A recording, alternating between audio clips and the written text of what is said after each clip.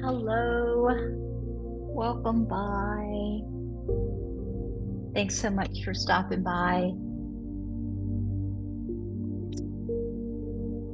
It's a delight to share space together. And while it's virtual, it's still felt, right? An interesting thing, this virtual space. Deep gratitude for you being here, for your presence, and for your love, and for sharing in this conversation for all these years. We are here every single day, and we're in our 6th year of these wonderful conversations. I've been reflecting all on this so much lately. We're in the 6th year of these conversations, and actually today is 4 years ago. Today is the day that I began the offerings via Zoom for our yoga and workshops and all that stuff. It was just 4 short years ago today. And so for us to be in our 6th year of these conversations says a lot, because I wasn't doing anything online, just sharing from my heart what has helped me on my healing journey. And there's one thing I've learned is we're all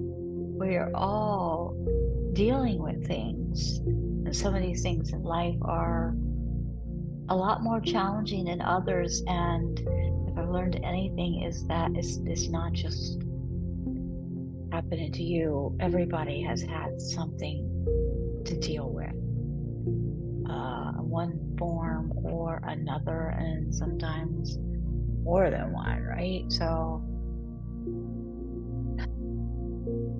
and I remember being hung up with, I don't say just one thing tipped me over the edge, but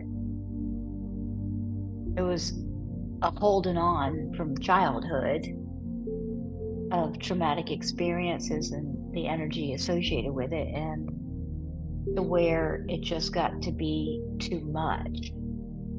Because you just keep, for me, it was just keep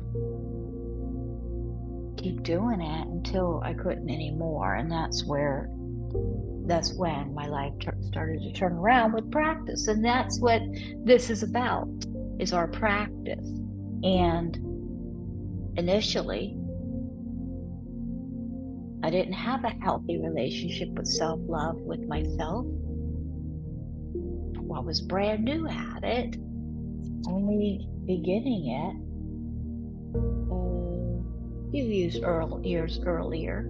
I would say probably about a decade. I've been strengthening my relationship with myself, and I love where it's brought me, that's for darn sure. But back then, I did not have a healthy dose of it, and my accountability to myself was not superb. And that's one of the reasons that I said, well, let me offer it online. But it was also because I've learned that so many of us are struggling, because back in the day, I'm like, we think it's just us that have had this much crap happen or whatever. And maybe I can't deal with it, but I've learned that it's not the case, and you don't have to share it in alone. And there's a lot of things we can do to soften, and this self-love, this practice of self-love and our relationship with ourselves is so important. And that has been the focus in one way or another over these years. And we're in our 6th year, and it's just remarkable. This year led us to the Book of Awakening. The Book of Awakening by Mark Nepo. This New York Times best-selling book is described as having the life you want by being present to the life you have. So it's such an interesting, or boring, depending on how you look at it, fascinating conversation on being present. Because for me, I think to even understand what that means to me. Being present is an important concept. What does it mean? And really being with it. And we gotta get down. This is a very subtle space of incredible beauty. At least this is how I'm seeing it. And it's very spacious, free, unconfined, soft and pure and lovely as you could get.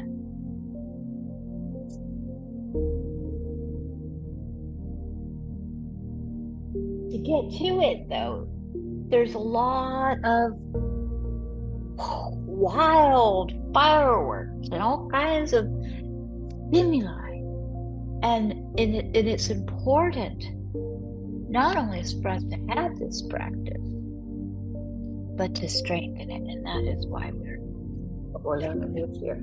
So we have the music, and we want to release some of this craziness that's going on right now. And listen, being present for the message of being present that Mark Nepo is so beautifully and wonderfully offering us. I'm thrilled with the message this year. The message we're offered today for this day number 1933 is titled Feeling Our Way Through. Feeling our way through. Makes me think of one of the guest speakers we had, Amy Eliza Wong. We had a conversation with Amy, and she talked from her book, Living with Purpose, I believe it's titled. Feel it out. Don't figure it out. Feel it out. We rack our brains and wrestle things to the ground to figure it out. She says we can feel it out. And it's a more intuitive way to go. Feeling our way through. Our message is today, underneath, there is only one emotion. Underneath, there is only one emotion.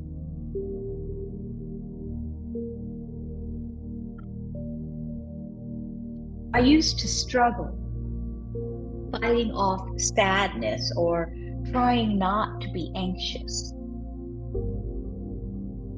But as most of us learn, once that drop of melancholy or unrest beats on the heart, excuse me, trying to feel anything else is denial. Oh, babe. Oh, the presses. That's it, that word denial.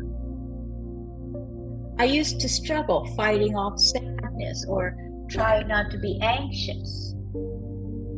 But as most of us learn, once that drop of melancholy or unrest beads on the heart, trying to feel anything else is denial. And this is the point, when we know, we have a chance to honor ourselves right there. Choice. Once the mind is like a long guitar string is somehow plucked. Once the mind, like a long guitar string, is somehow plucked with the slightest agitation, there is nothing to do but let it wring itself out. We all know that tears turn to laughter, or the laughter that breaks open to a cry, or the anger that crumbles into a tender loneliness, or the cool face of indifference that cracks, eventually showing its adhesive of fear.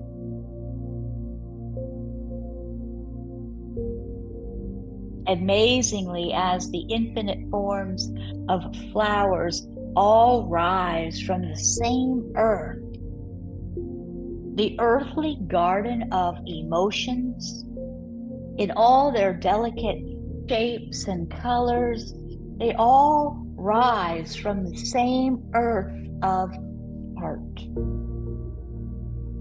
Take a breath.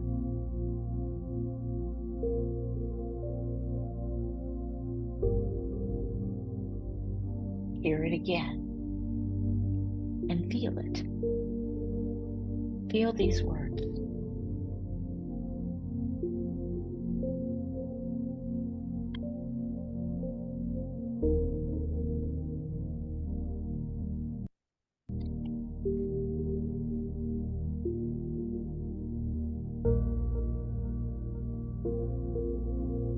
What this opens for us is the often hard to accept fact that underneath there is only one unnameable emotion, which all feelings know as home. Despite our efforts to be happy and not sad, to be calm and not anxious, to be clear and not confused, to be understanding and not angry,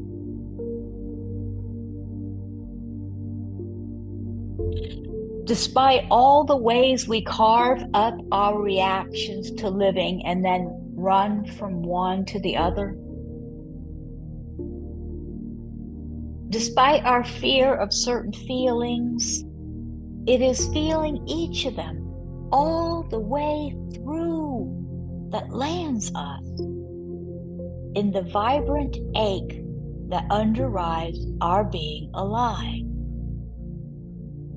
To reach this vibrant place is often healing.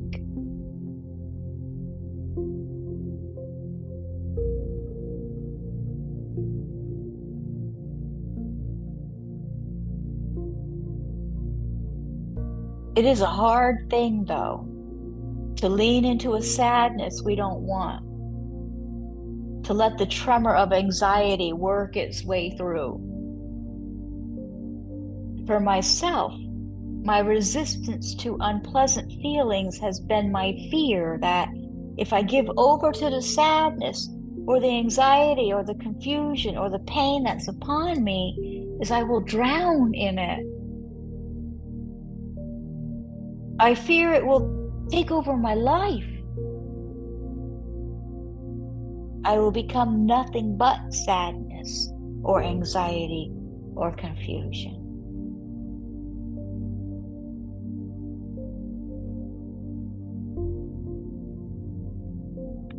But what I discover again and again is that feeling any one feeling deeply enough, that is, thoroughly and completely, somehow it opens me to the common source of all feeling.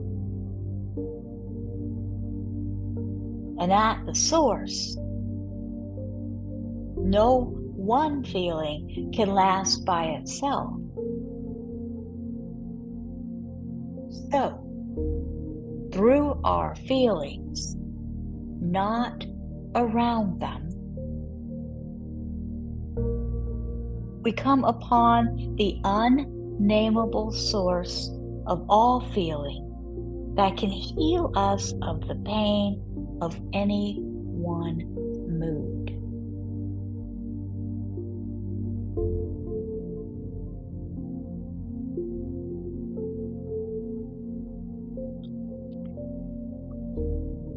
Take a breath. Let's do the meditation exercise. Breathe steadily. And know that you are safe in this reflective space. So take a couple breaths here. If you can, close your eyes. Feel and know that you are safe in this reflective space. Soften your jaw, soften everything, and let that breath be a little more nourishing. Feel safe in this reflective space.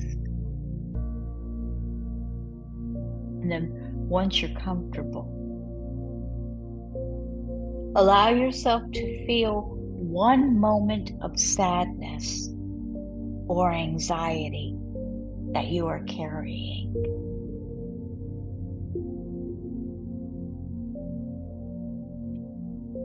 Try to stay with the feeling until it begins to pass.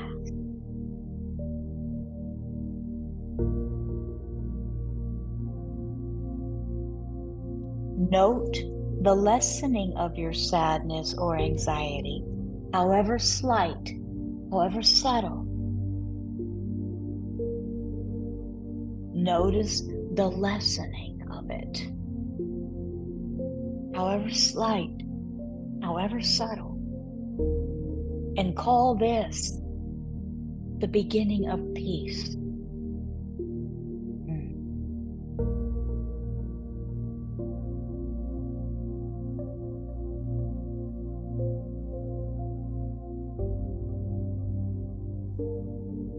Lovely. The beginning of peace. Feeling our way through.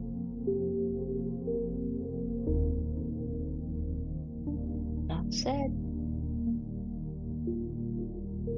Take a couple more breaths with it. Let it sit inside. Maybe close your eyes and review. Let it come in. Let it make an impact. We don't have to be so rushed to move on to something else. I want this to take root in us, this message this year. I want it to take root in us like a healing medicine. So take a full deep breath, feel it come in and feel it infiltrate.